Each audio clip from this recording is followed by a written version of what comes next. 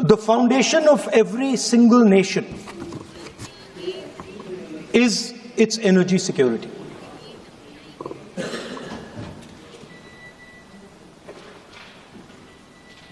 And I do not say this lightly, but allowing the United States to decide who we buy oil from, who we buy gas from, whether we can buy oil from Russia or not, whether our relationship with different oil suppliers can be decided by us. This is what has been bartered.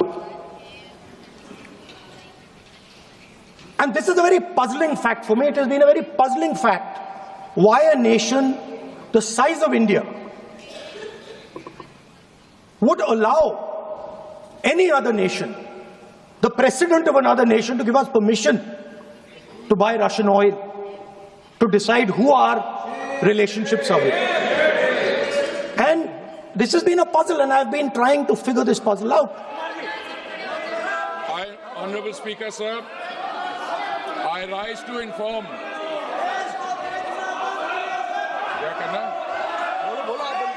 Honourable Speaker, sir, I rise to inform the House of steps taken in response to the disruption of the global energy supplies arising from the ongoing conflict in West Asia. The world has not faced a moment like this in modern energy history. Today is the 13th day since the passage through the Strait of Hormuz, through which 20% of world's crude, 20% of world's natural gas, and 20% of the world's LPG flows was disrupted following the military operation between Iran, Israel, and the US. For the first time in recorded history, the Strait of Hormuz has been effectively closed to commercial shipping. Despite India having no role in causing the conflict, like many countries, India has to navigate through its consequences. The contrast with how other nations are managing this crisis places India's response in its sharpest relief. A country in our neighborhood has shut all schools for 2 weeks, moved government offices to 4-day work week, ordered 50% of public employees to work from home, cut fuel allowances for official vehicles by half, and taken 60% of government vehicles off the road. This country has experienced the largest single fuel price increase in its history, with petrol up approximately 20% in a week. In another neighbor, has closed universities early and brought forward the Eid al-Fitr holiday to save fuel. Countries in Southeast Asia have also had to take energy rationing and conservation measures. Honourable Speaker, sir, India's crude supply position is secure and volumes secured exceed what the Hormuz would have delivered. Before the crisis, approximately 45% of India's crude imports transited through the Hormuz route. Thanks to the Honourable Prime Minister's outstanding diplomatic outreach and goodwill, India has secured crude volumes that exceed what the disrupted Strait of Hormuz could have delivered in the same period. Non-Hormuz sourcing has risen to approximately 70% of crude imports, up from 55% before the conflict began. India sources crude from 40 countries as against 27 in 2006 and 7. This structural diversification, built through sustained policy over successive years, has given us options that other nations find themselves without. Refineries are operating at high capacity utilization. In several cases, they are exceeding 100%. There is no shortage of petrol, diesel, kerosene, ATF or fuel oil. The availability of petrol, diesel, aviation, turbine fuel, kerosene and fuel oil is fully assured. Retail outlets across the country are stocked and supply chains for these products are functioning normally. Additional allocation of PDS kerosene has been issued to all the states.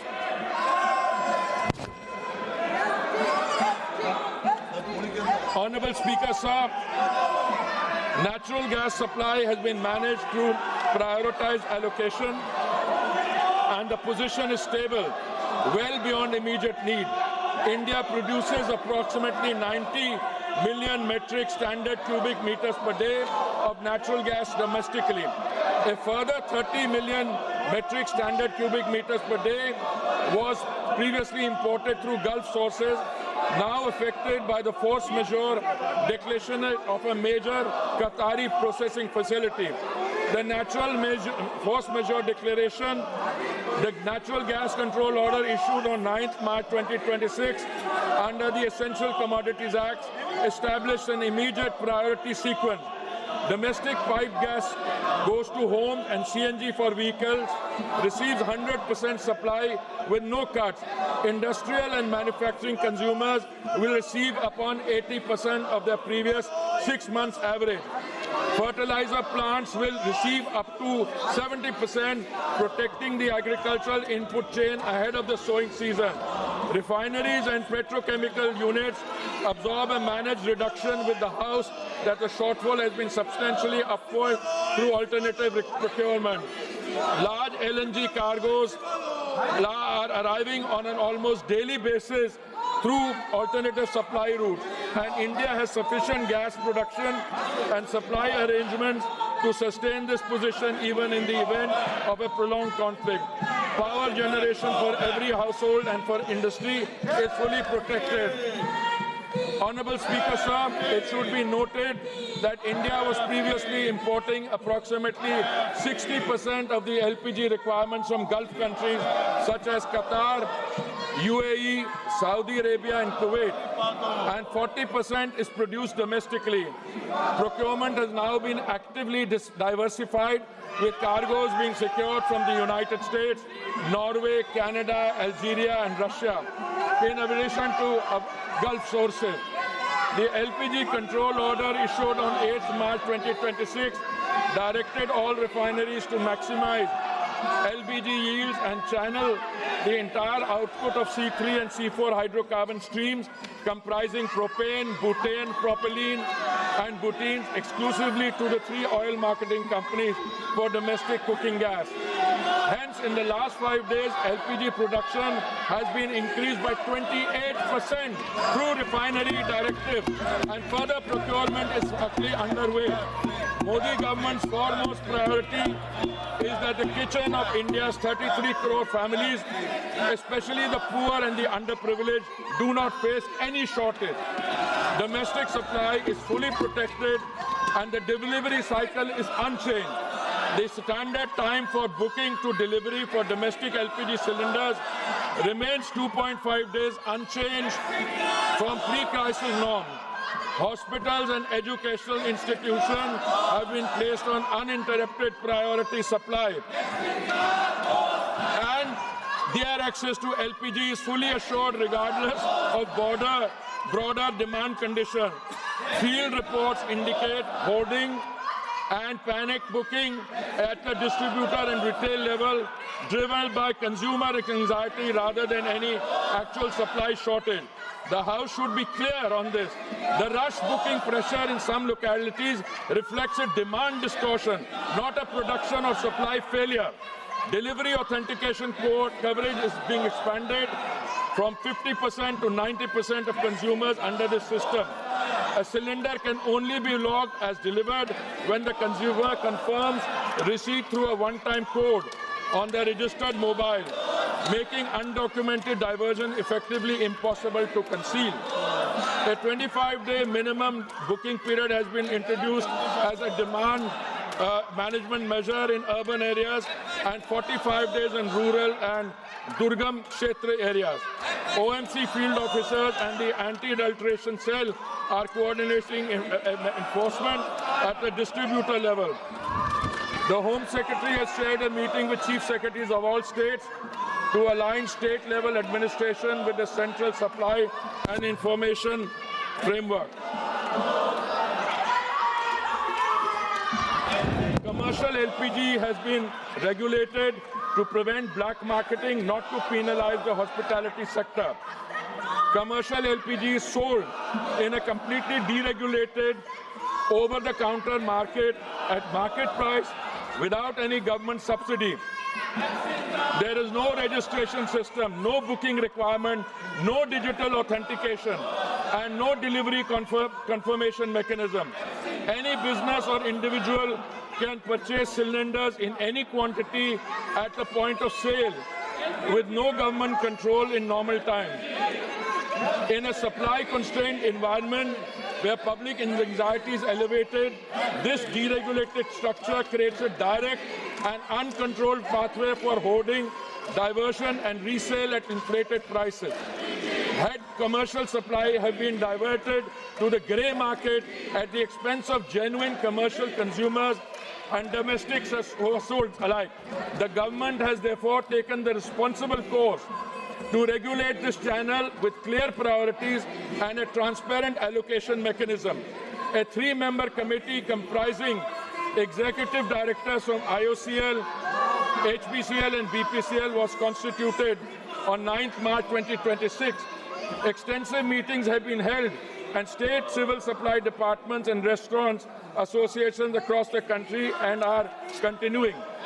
The committee has assessed genuine need by geography and sector to ensure available commercial volumes reach commercial LPG requirement is going to be supplied from today by OMCs in coordination with the state government so that there is no hoarding or black marketing.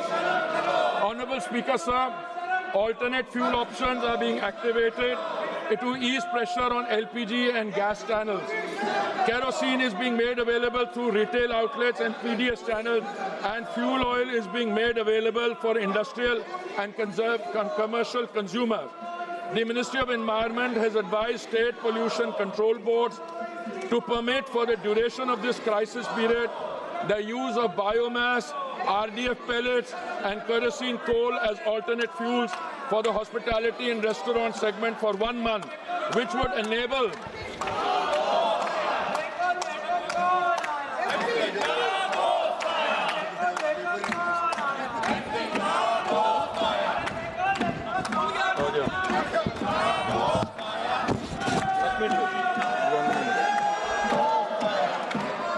wider range of establishments to switch and free up LPG for priority consumers.